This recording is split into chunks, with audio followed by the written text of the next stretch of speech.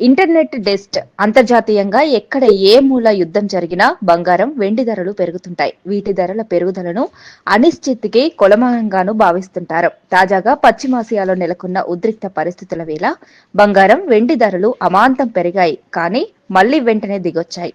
సమీప భవిష్యత్తులో ఉద్రిక్తతలు చల్లారుతాయన్న సూచనలు లేనప్పటికీ వీటి ధరలు దిగొచ్చాయి. ఎందుకు? ఇరాన్పై అమెరికా, ఇజ్రాయెల్ జరిపిన సంయుక్త ఆపరేషన్ కారణంగా అంతర్జాతీయంగా సోమవారం బంగారం, వెండి ధరలు బగ్గుమన్నాయి.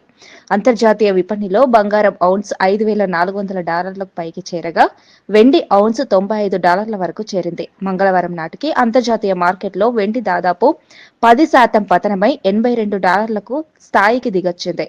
బంగారం కూడా $5,174కు చేరుకుంది. దీన్ని అనుసరించి దేశంలో 10 గ్రాముల మేలిమి పసిడి ధర 1.67 లక్షలకు, వెండి కిలో 2.71 లక్షలుగా ఉన్నాయి. ఇంటర్నెట్ డెస్ట్ అంతర్జాతీయంగా ఎక్కడ ఏ మూల యుద్ధం జరిగినా బంగారం, వెండి ధరలు పెరుగుతుంటాయి. వీటి ధరల పెరుగుదలను అనిశ్చితికి కొలమానంగాను భావిస్తుంటారు. తాజాగా పశ్చిమాసియాలో నెలకొన్న ఉద్రిక్త పరిస్థితుల వేళ బంగారం, వెండి ధరలు అమాంతం పెరిగాయి. కానీ మళ్లీ వెంటనే దిగొచ్చాయి. సమీప భవిష్యత్తులో ఉద్రిక్తతలు చల్లారుతాయన్న సూచనలు లేనప్పటికీ వీటి ధరలు దిగొచ్చాయి. ఎందుకు? ఇరాన్పై అమెరికా, ఇజ్రాయెల్ జరిపిన సంయుక్త ఆపరేషన్ కారణంగా అంతర్జాతీయంగా సోమవారం బంగారం, వెండి ధరలు బగ్గుమన్నాయి.